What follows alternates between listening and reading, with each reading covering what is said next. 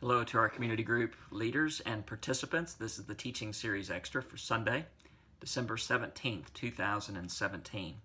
And we are continuing in this teaching series called The Angels of Advent. And we're not studying angels themselves, but we see in the Advent accounts, we see in the Christmas stories, that God is a communicating God, that God reveals himself.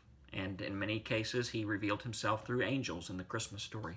God reveals himself, and he is concerned with how we respond when he reveals himself.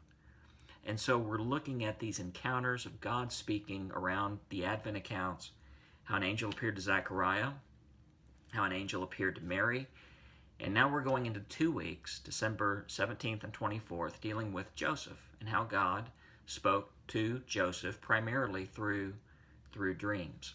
Okay, so here's where I want to have a word with those of you who are men, and men and women, we all need to hear this, but specifically men.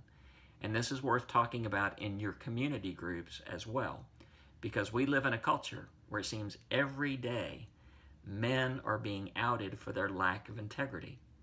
And I'm convinced as followers of Jesus, we should be obsessed with integrity. And it really is this simple, that we put ourselves in a situation, we put mechanisms in our life where we can't hide. Okay, so let me give an example of this, an illustration from childhood. Do you remember when you were on the playground or on the baseball diamond or on the football field and you knew your parents were watching? You just knew that in the back of your mind. They were watching, so you behaved the way that they expected you to behave. We need to bring that lesson over into our adult years and to orchestrate our lives so that we know somebody is always watching, and that calls us to behave the way we know we're supposed to behave.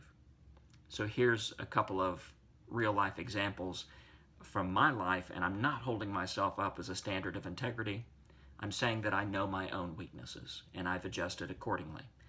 If you come up to my office where there should be a full wall, there's a glass wall, so that my assistant can look in at any time, at any conversation that's taking place, and anyone walking by can look in. I started this practice about 5 years ago.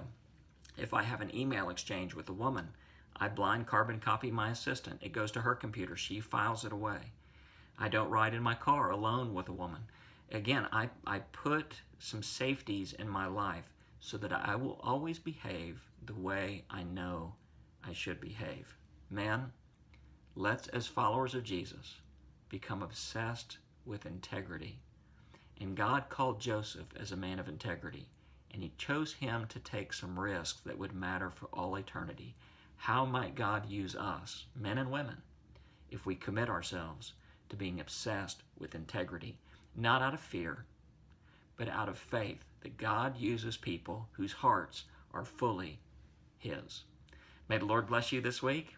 As always, it's a privilege to serve alongside you as we teach the Scripture and call people to integrity. God bless you.